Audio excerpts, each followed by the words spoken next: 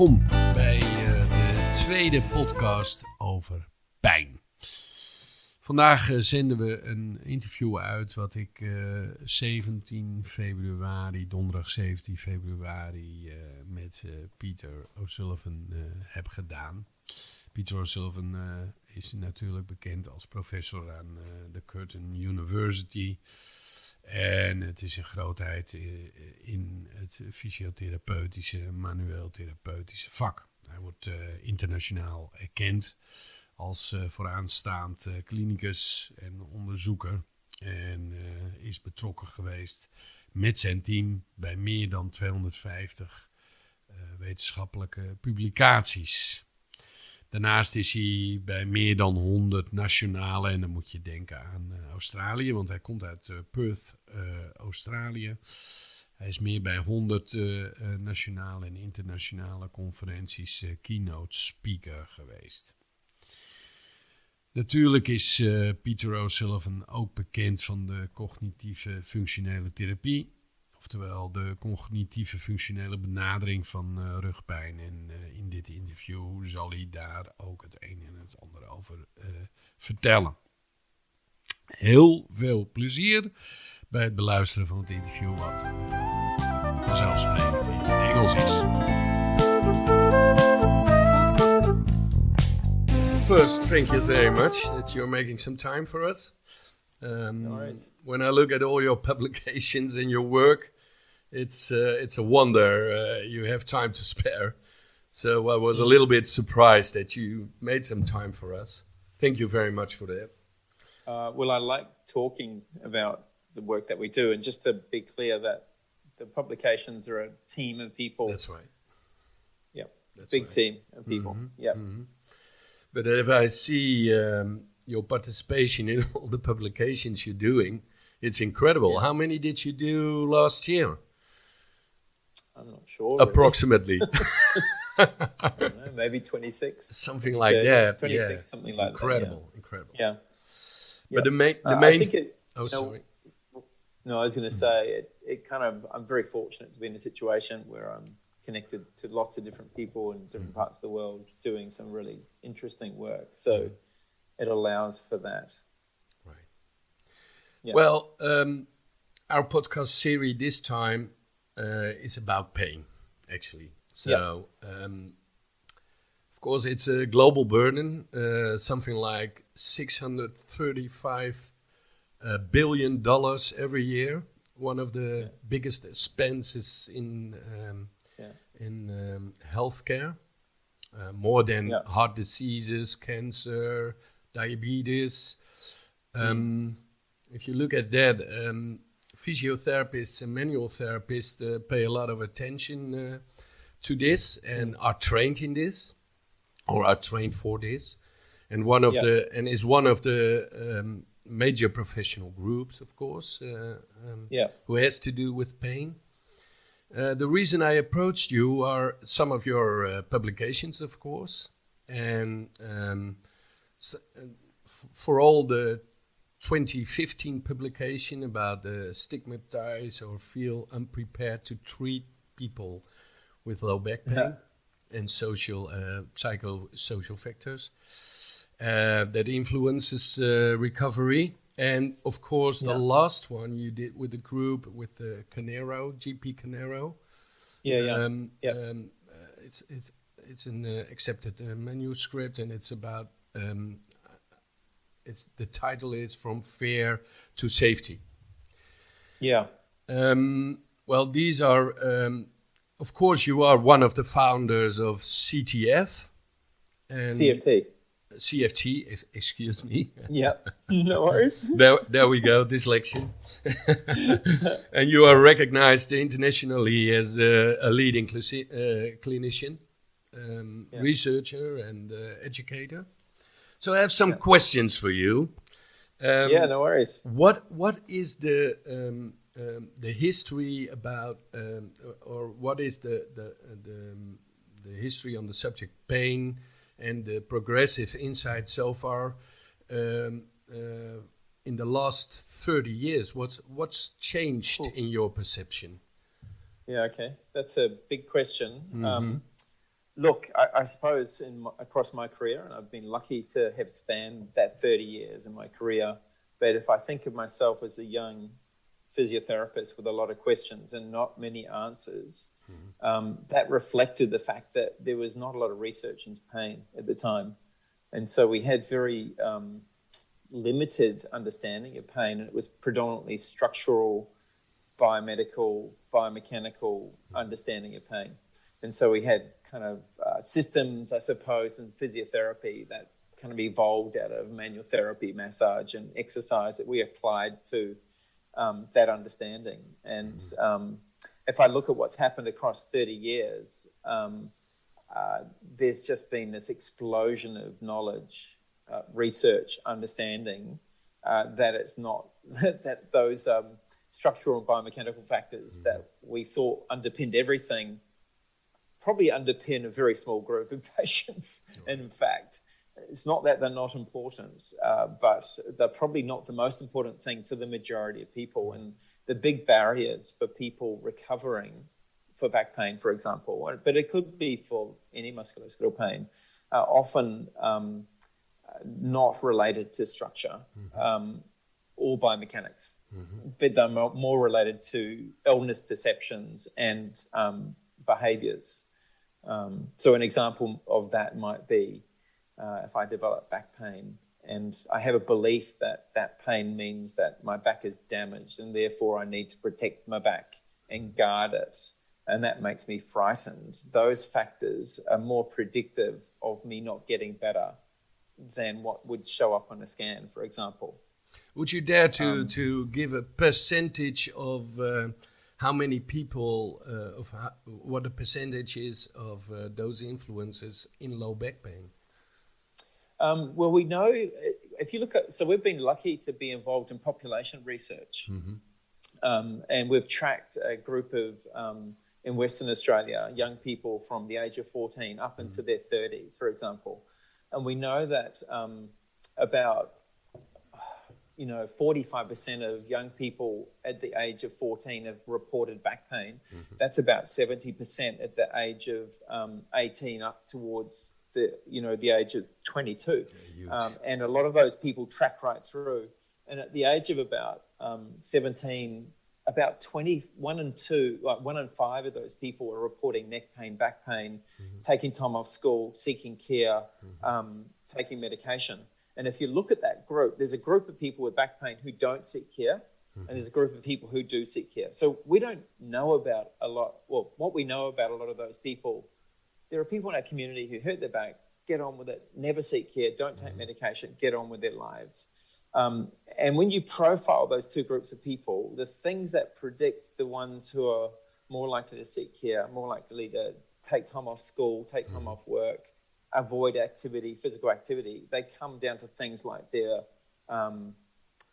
belief systems. So if you have a negative belief around back pain, that back pain, will impact on your life negatively, and that it may lead to ongoing problems in the future, you're more likely to be the person who'll make sense, go and seek care, take medication, avoid work, physical activity. And those behaviors emerge very early in life. So we know, for example, that you can identify those people at the age of 17 are way more taking time out of school, are way more likely to be taking time out of work at the age of 25 and at the age of 30. So we develop our beliefs around pain very early in life, and they're influenced by social factors, our parents' response to pain. We learn pain from an early stage in life. We learn it from our peers. We learn it from our experiences. We learn it from our carers. And that then can set a trajectory for later life. Right. And of course, other factors interplay with that. We know, if you've had a tough early life, we know that significant life stress events, we know living in a toxic family relationship, those things set the system up. They set up the nervous system to be more responsive, to increase the risk of you developing pain and persistent pain down the track. So I think in answer to your question, our whole understanding of pain has completely changed, that this can be related pathology in a really small group, like maybe 3 to 5%. But for the majority of people, it's not clearly linked to, clear pathology, and it's influenced by a whole bunch of factors. The majority of us will get back pain in our life. The group that become disabled, that's the group we're interested in. It's a bit like saying who gets a cold and who gets chronic fatigue after a cold. Right. Well, that's the group you got to look for. Right. Who cares about who gets a cold? Because the majority get better. And it's probably the COVID story right now as well. Like, who are the people at risk of COVID and of long COVID? They've got to be our interest. Did you have COVID? No. Just to be, we've been in lockdown, and we still are in Western Australia. Yes. We literally haven't been able to fly out of our state for 2 years. Incredible. Well, there was a brief window when we could go to New Zealand, and that lasted for about a month, but nowhere else. So, no, we're only now, for the first time, we're 98% vaccinated in our state. My God, that's a lot. And we're still in lockdown, and we're only now starting to see COVID come into the population now. Oh my God! Yeah. Crazy. So we just watched around the world, going, "What is going on?" Well, luckily enough, here in Holland, we're leaving all those measurements this weekend, so it's open again, and next week it's totally open again. But the figures are insane when you see how many people are having COVID right now. But and again, it's a bit like pain. It is. I think now we're saying, well, look, COVID for the majority, if you're vaccinated, is not going to be a big problem. But we need to protect vulnerable groups. We need to identify those who are at risk and protect them, and deliver right care for them. And that's how the pain story is, essentially. Well, you already mentioned what have changed the last 30 years, and what is interesting to see is that there are, at least that's the way I see it, two groups in Australia: the Lorimer Mosley group and your group, and which is very nice to see is that you joined into the From Fear to Safety paper. How did it go? Well, just to be clear, there are lots of groups in Australia, different research groups that are looking at the problem from a different perspective. Right. And we've just identified two groups. I don't see you as enemies or stuff like that, but no. But there's another insight. Exactly. Yes. And our view on this is it's such a big problem having different people who look at a problem from different perspectives adds to a broader perspective. And so, look, this all stemmed from J.P. Canero's PhD. So he was particularly interested in pain-related fear in people with back pain. So, and he, if you tracked his work, he was interested. We had a professor of psychology. Right. We had a professor of pain psychology, which was Stephen Linton. We had Lorimer's background in terms of neurophysiology of pain. Mine was a clinical perspective. So we built a team around Anne Smith, who's a methodologist, physiotherapist, a biostatistician. So we built a team around JP's project. And so he looked at the lived experiences of people with pain-related fear linked to back pain. And then he tracked the process of change for those people through a CFT intervention, which essentially took them from a point of being disabled and frightened of pain to an understanding that it was safe. So the fear to move versus safety to move.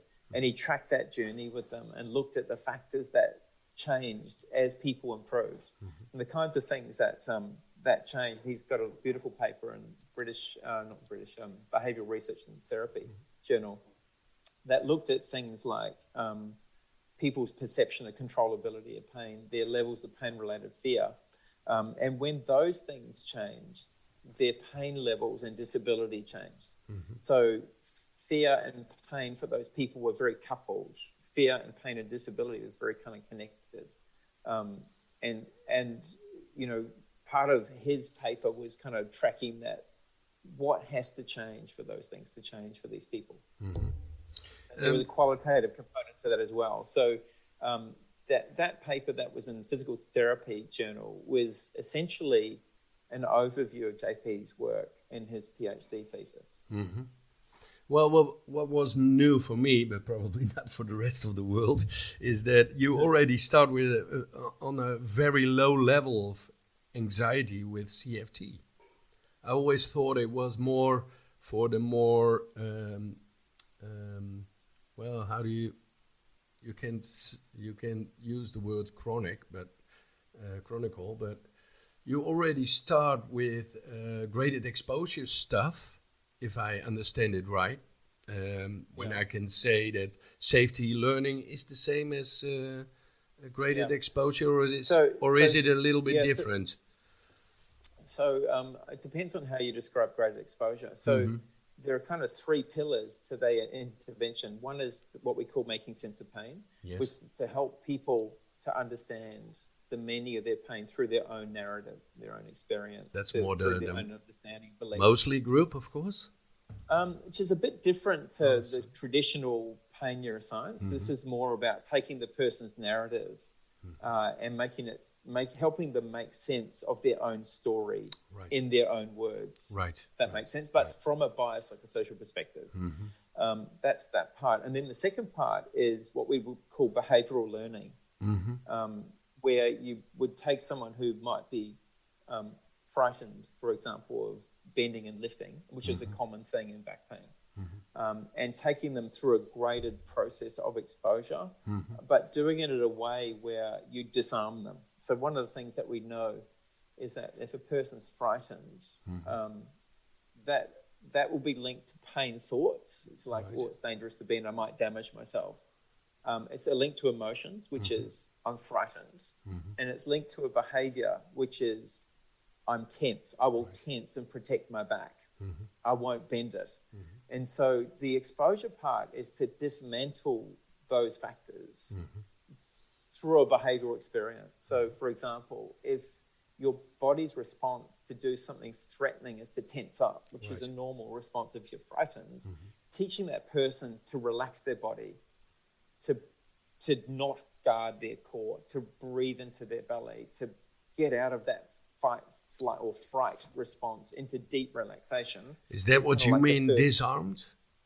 These factors? Yeah, right. Yeah, disarmed. Yes, right. And then gradually take them back to the threatening task in a way that feels safe for them. Right. So that over a period of the session, it usually happens within a session, the person goes from a pain experience, a fear experience, and a belief, and a protective guarding response to relaxing their body, moving it, realizing that actually it was less painful than what they thought it would be, and that has an effect of disarming their fear or reducing their fear. Right. How many times do you have to repeat this form? So we've looked at that. The first session looks to be particularly important, and we've got data that we haven't yet published looking at the change over time. But the first session looks to be really important. And then the follow-up sessions are more to help the person generalize that learning and put it back into their life. Right. So there's no point that you are confident to move in my treatment room, but when you go home and you pick up your child, you're terrified. Yes. So the subsequent sessions are about generalizing that learning into activities of daily living. And for some people, that's really tough. For some people, it's like a light bulb moment where within a session, you can see their pain go from 8 out of 10 to 2 out of 10 within a treatment session. When you disarm them, when you build their self-efficacy, when you reduce their fear, and you teach them to relax their body, and they have this kind of light bulb moment of going, whoa, that's just turned my world upside down. For others, it's a much more graduated process. And if you track JP's cases that he published, you'll see that everyone's trajectory is unique to them. And also that there are flare-ups along that journey as well. And the interesting thing is the things that tended to be related to these pain exacerbations were getting sick, getting run down, getting stressed, periods of inactivity, coming off medications like opioids. It wasn't usually physical factors that triggered these pain events. Right. And that speaks to our knowledge of chronic pain being very much mediated through the immune system. That, things that trigger the immune system can trigger pain. Right. So things like not sleeping, being stressed, not exercising, being run down, getting the flu, getting COVID, for example, those things could become a trigger for a pain event. And those opportunities, those pain events are critical opportunities to reinforce learning as well. Can you tell me what the success rate is of CFT? Do you have figures on that? Or? Yeah, so that's a really good question. We're currently completed a big trial here in Australia for people with disabling back pain, and it's the largest trial to date. I think we've had over 400 people recruited in that trial. We'll have much better understanding of that from that data set. So hopefully sometime later this year, we'll have more understanding of that from a decent data set. The trials to date have been relatively small, so it's hard to gauge that. But we'll have a better understanding of that. But let me be clear on this. Not everyone responds. And there was a lovely qualitative paper that Sam Bunsley led, which looked at the responders and non-responders. And the people who responded said that they understood pain. They had a kind of a new understanding of pain from a biopsychosocial perspective. They had developed pain control strategies so that they could get back to their life, get living again. And those who didn't, and still they had pain. Yeah, but much less pain. Right. Much less pain. So the thing around pain is so interesting because we know that if you feel you can control something like pain, it will reduce your worry, anxiety, and fear. Right. You have control over it. Right. If pain is something you have no control over, if it's intense, it's not predictable, it's not controllable, that will increase your level of distress. Right. And so we explicitly teach the ability to control pain through regulating thoughts, emotions, and behaviors. And so those people who have said that, they report significantly less pain and basically say, I've got back to living again and I don't need to seek care anymore. The people who've said, look, you've missed something here, my back is damaged, there's something you're missing, I need it fixed, I've got no control over my pain, I'm disabled. That's the group that we're missing out on. And if you understand the landscape, we've got a society that is giving 100 different messages to people with back pain that right. Your back's, you need to be scanned, right. You need to be fixed, you need more treatment, you need an injection, you need drugs, you need surgery. Right. So we're promoting an intervention that swims against the tide, that goes against all the messaging that happens out in the community. And it's a tough job, right? It's a really tough job. It's a tough sell. Right. It's like trying to market something that has got no. It's like you're trying to market something that's going to do you out of a job. But like, can't we make it easier to put the CFT method or any other method which is more on this track, to put that into the PT schools? Well, we think so. And not only PT schools, but also general practitioner schools and specialist schools and universities. Yeah. So I think it's starting to happen. One of the things that I think generally around the university education systems, a lot of more updated evidence is being put into those training programs. I think what's probably happening at the moment is we have a much better understanding of the factors that are underpinning pain.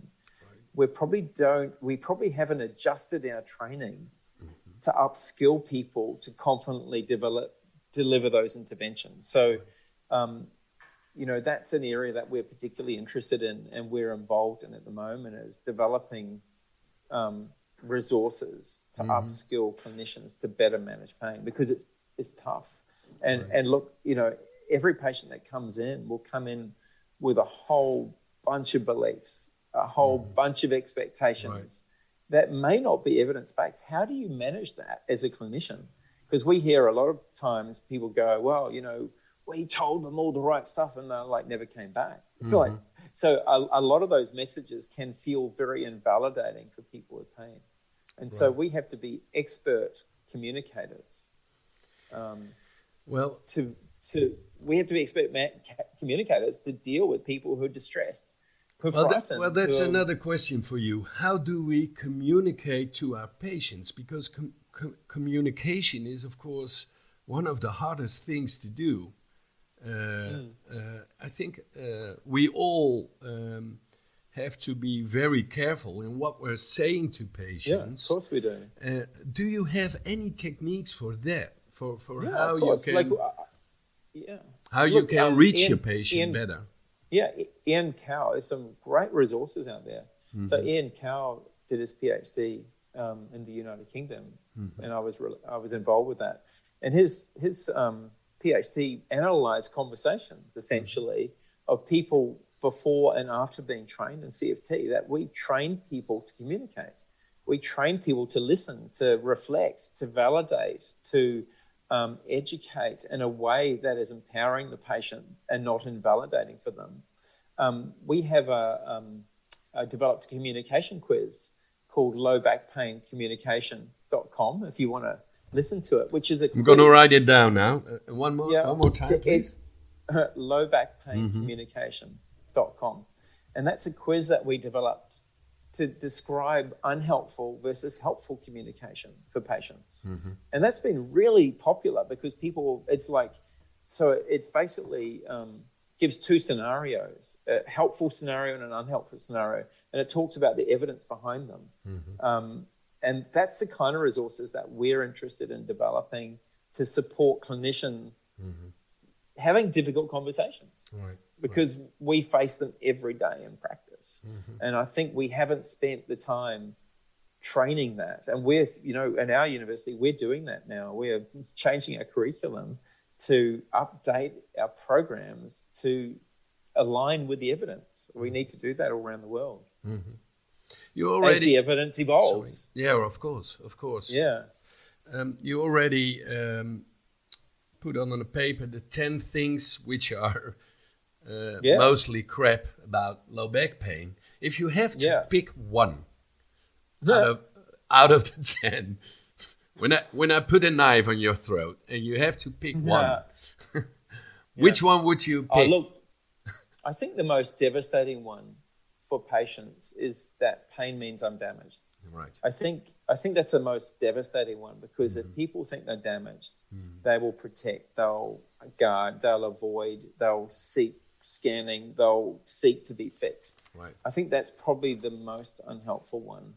And look, to be fair, there are people who are damaged. Right. We see people who have fractures, who have massive disc prolapses, where there is tissue pathology. We need to make sure we screen for that. So that's not a message you can give everyone with back pain. You need to triage them first to make sure that you've triaged and eliminated the possibility of pathology, and then you can give that message. Of course. Yeah, but unfortunately, a lot of people who have no pathology have been given that message because they've been given a scan that shows, normal findings for people on a scan, and that's become pathologized and frightens them. Peter, we're running out of time. No worries. Unfortunately, I could talk for hours with you. Wim Dankarts, Wim Dankarts, of course, of your group. Wim was my first PhD student. Cool. I'm going to interview him as well. So, do you have a question for Wim? Look, a question for Wim. I go, Wim, are you working too hard?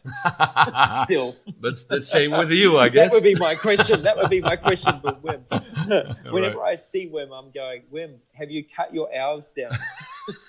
Have you spent more time with your family? Oh, that's good. Are you exercising enough? And I think probably, there are questions I ask myself as well.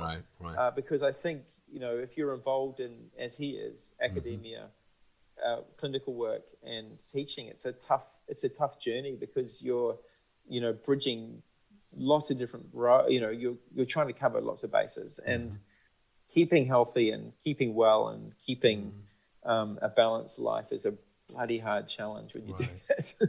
Well, it's clear. So we need to encourage each other on that, right? That's right. That's what we encourage for our patients. Right. Could you, the last question, could you give a take-home message for patients? Yeah, listen to them. Listen to them.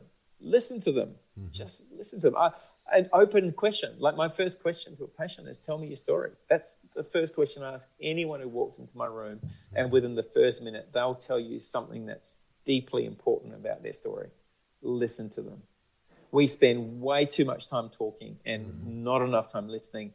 Our patients bring all the knowledge to the table. They are the expert in their own condition.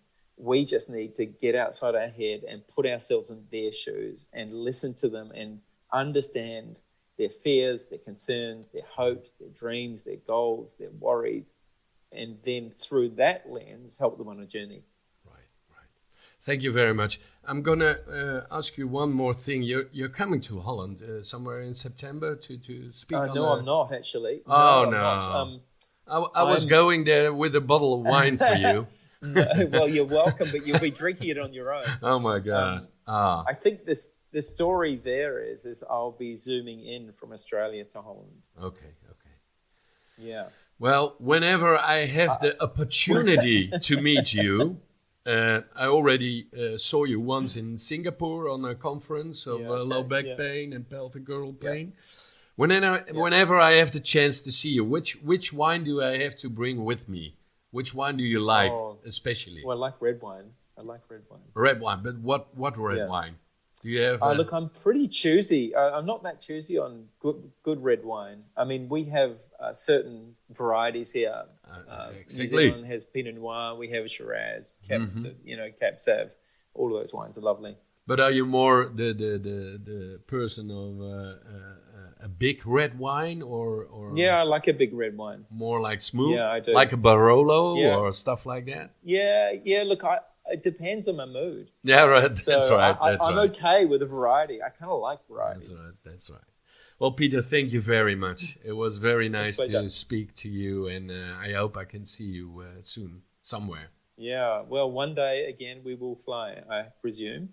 I hope but so. I kind of feel like with the way the world's going and how our planet, we have to be way smarter about communicating like this, and probably not hopping on a plane as much as well. That's right. For the environment, it's much better. Yeah, I think it's good. Thank you very much. Have a nice day. Pleasure. And thank you. Thank you. See you. Bye-bye. See you. Tot zover het interview met Peter O'Sullivan. Voor de volgende podcast hebben we een interview gepland met Wim Dankaerts, werkzaam bij de KU in Leuven. Dat zal de derde podcast zijn in de serie over pijn. In de tussentijd kunnen jullie natuurlijk, als je bang bent dat je die mist, een herinnering krijgen als je je abonneert op YouTube of als je op Spotify ons volgt. Natuurlijk op Podbean kan dat ook. Hele fijne dag verder en hopelijk tot de volgende.